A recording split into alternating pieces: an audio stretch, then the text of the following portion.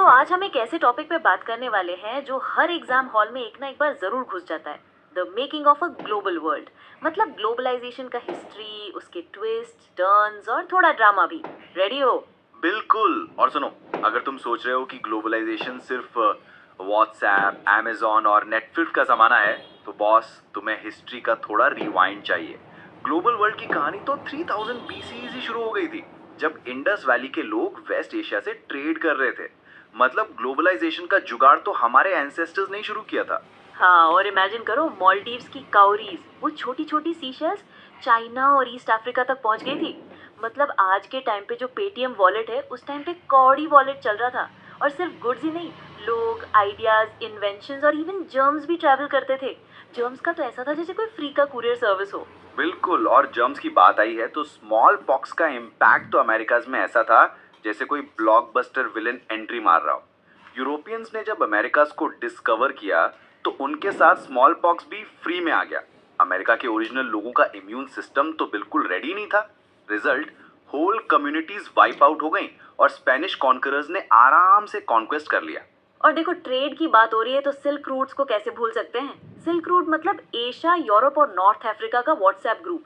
Chinese silk, Indian spices, south east Asian textiles, सब एक जगह से दूसरी जगह जा रहे थे। और रिटर्न में गोल्ड, सिल्वर और आइडियाज भी आ रहे थे। मतलब एकदम बाटा सिस्टम ऑन स्टेरॉइड्स। और फूड की कहानी तो और भी इंटरेस्टिंग है। स्पगेटी और नूडल्स का कनेक्शन सुनोगे तो इटालियन शेफ भी कंफ्यूज हो जाए। कुछ हिस्टोरियंस कहते हैं नूडल्स चाइना से इटली गए, कुछ कहते हैं अरब ट्रेडर्स ने पास्ता 5th सेंचुरी सिसली ले गए। मतलब फूड भी अपनी वर्ल्ड टूर पे था। और पोटैटो, टोमेटो, मेज, चिलीज, ये सब तो अमेरिका से आई थी। यूरोप में पोटैटो आया तो लोगों की लाइफ एक्सपेक्टेंसी ही बढ़ गई। लेकिन जब आयरलैंड में पोटैटो क्रॉप फेल हुई तो लाखों लोग भूख से मर गए और डबल लोग माइग्रेट कर गए। और माइग्रेशन की बात हो रही है तो 19th सेंचुरी में तो माइग्रेशन का सुनामी आ गया था। ब्रिटेन ने जब कॉर्न लॉज हटा दिए तो सस्ता अनाज इंपोर्ट होने लगा। ब्रिटिश फार्मर्स की तो नौकरी गई। लोग शहरों में या फिर अमेरिका, ऑस्ट्रेलिया माइग्रेट करने लगे। तुम सोचो, 50 मिलियन यूरोपियंस ने अपना देश छोड़ दिया था और वर्ल्ड में टोटल 150 मिलियन लोग माइग्रेट हुए थे। मतलब आज की एनआरआईज तो उसके सामने छोटे प्लेयर्स हैं। और टेक्नोलॉजी का रोल भी कम नहीं था। रेलवेज, स्टीम शिप्स, टेलीग्राफ, ये सब ने वर्ल्ड को छोटा बना दिया। पहले लाइव एनिमल्स शिप में भेजते थे, आधे रास्ते में ही बेचारे मर जाते थे। लेकिन जब रेफ्रिजरेटेड शिप्स आए तो मीट अमेरिका, ऑस्ट्रेलिया, न्यूजीलैंड से यूरोप तक फ्रोजन फॉर्म में जाने लगा। इससे मीट सस्ता हो गया और यूरोप के गरीब भी संडे को बटर चिकन जैसा कुछ खा सकते थे। लेकिन पिक्चर में विलेन भी था, कलोनियलिज्म। 19 सेंचुरी के एंड तक यूरोप की कंट्रीज अफ्रीका और एशिया को आपस में केक की तरह बांट रहे थे। अफ्रीका का मैप देखो, कुछ बॉर्डर्स तो रूलर से सीधा खींच दिया जैसे स्कूल में ज्योमेट्री का होमवर्क हो। और जब रिंडर पेस्ट नाम की कैटल प्लेग आई तो अफ्रीका के 90% कैटल मर गए। लोगों की लाइवलीहुड गई, फिर उन्हें मजबूरन माइंस और प्लांटेशंस में काम करना पड़ा। और इंडिया का सीन भी कुछ कम नहीं था। इंडेंचर्ड लेबर, मतलब कॉन्ट्रैक्ट के अंडर बॉन्डेड लेबर को करेबियन, मॉरिशस, फिजी, शेलॉन, मलाया भेजा गया। एजेंट्स लोगों को सपने दिखाते थे, लेकिन रियल में उनकी लाइफ एकदम स्ट्रगल थी। काम टफ, राइट्स कम और पनिशमेंट फ्री का बोनस। लेकिन इंडियन माइग्रेंट्स ने अपने कल्चर को मिक्स करके नई चीजें क्रिएट की। त्रिनिदाद का होसे कार्निवल, चटनी म्यूजिक और इवन रास्टाफेरिनिज्म में भी इंडियन टच आ गया। और बिजनेस की बात करें तो इंडियन बैंकर्स और ट्रेडर्स भी ग्लोबल हो गए थे। शिकारपुरी श्रॉफ्स, नट्टू कोटाई चट्टियार्स, ये लोग सेंट्रल और साउथ ईस्ट एशिया में एक्सपोर्ट एग्रीकल्चर को फाइनेंस करते थे। सिंधी ट्रेडर्स तो वर्ल्ड के हर पोर्ट पे अपना एम्पोरियम खोल के बैठ गए थे। मतलब आज के एमएनसीज का प्रोटोटाइप। और ब्रिटिश कॉलोनियलिज्म का इम्पैक्ट इंडिया पे ऐसा था कि पहले हम फाइन कॉटन एक्सपोर्ट करते थे, फिर ब्रिटिश ने टैरिफ लगा दिया तो कॉटन एक्सपोर्ट गिर गया। 1800 में कॉटन टेक्सटाइल्स का शेयर 30% था, 1815 में 15% और 1870 तक 3% से भी कम हो गया। अब हम रॉ कॉटन, इंडिगो और ओपीएम एक्सपोर्ट करने लगे। ब्रिटेन ने इंडिया का ट्रेड सरप्लस यूज करके अपने ग्लोबल बिल सेटल कर लिए। मतलब इंडिया ने ब्रिटेन का क्रेडिट कार्ड बिल भर दिया, लेकिन खुद को कुछ नहीं मिला। और फिर आई वर्ल्ड वॉर्स। पहला वर्ल्ड वॉर 1914 से 1918 में 9 मिलियन लोग मरे, 20 मिलियन इंजर्ड। यूरोप की वर्किंग एज पॉपुलेशन कम हो गई, हाउस होल्ड इनकम्स गिर गई। वॉर के बाद ब्रिटेन पे डेट का माउंटेन आ गया और इंडिया और जापान जैसी कंट्रीज की इंडस्ट्रीज ग्रो कर गई। लेकिन जब वॉर का बूम खत्म हुआ तो अनएम्प्लॉयमेंट बढ़ गया। 1921 में ब्रिटेन में हर 5 में से एक वर्कर जॉबलेस था। अमेरिका का सीन अलग था। वहाँ मास प्रोडक्शन का रेवोल्यूशन आया। हेनरी फोर्ड ने असेंबली लाइन इंट्रोड्यूस की। टी मॉडल फोर्ड 3 मिनट में एक निकलती थी। पहले वर्कर्स थकते भाग जाते थे तो फोर्ड ने वेज डबल कर दिया, $5 पर डे। लेकिन ट्रेड यूनियंस अलाउड नहीं थे।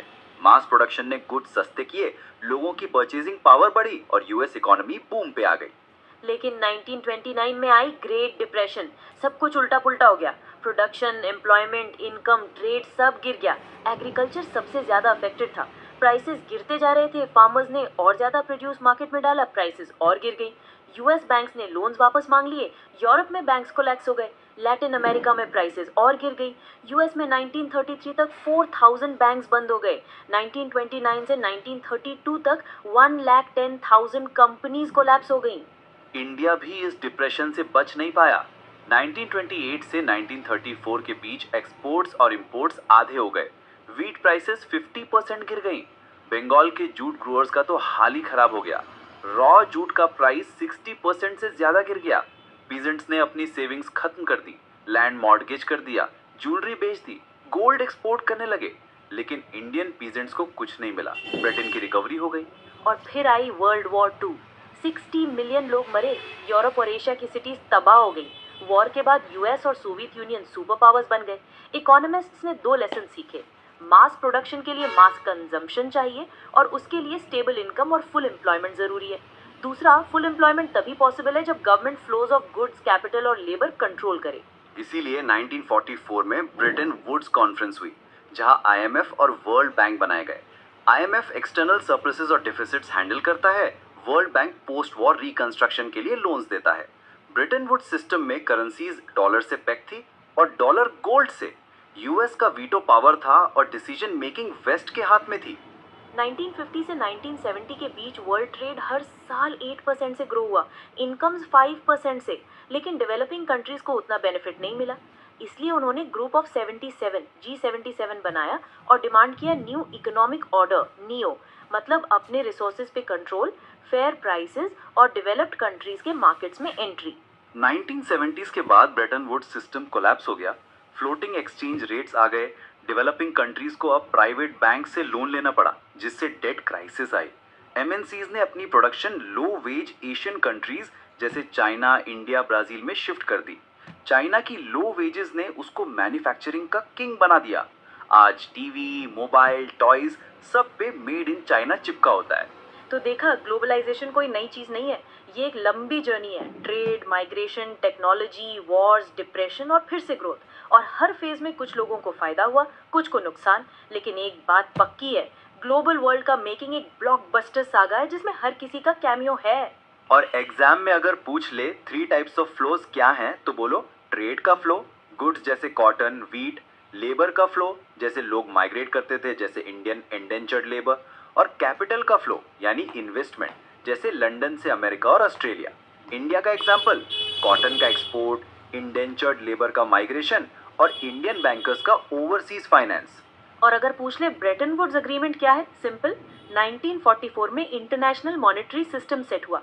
आईएमएफ और वर्ल्ड बैंक बनाए गए। करेंसीज डॉलर से पेग हुई और डॉलर गोल्ड से। एम था इकोनॉमिक स्टेबिलिटी और फुल एम्प्लॉयमेंट। और G77 का फंडा क्या?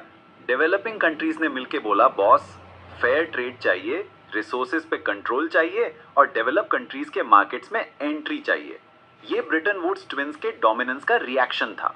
और एग्जाम के लिए एक टिप, अगर कोई भी क्वेश्चन आ जाए तो एक ग्लोबल कनेक्शन जरूर दिखाना, क्योंकि ग्लोबलाइजेशन की कहानी में हर किसी का रोल है, चाहे वो पोटैटो हो, ओपियम हो या व्हाट्सएप फॉरवर्ड। और हाँ, अगर तुमने ये पॉडकास्ट ध्यान से सुना है तो एग्जाम में तुम्हारा आंसर भी ग्लोबल लेवल का ही होगा। ऑल द बेस्ट और नेक्स्ट एपिसोड में मिलते हैं एक नए ट्विस्ट के साथ।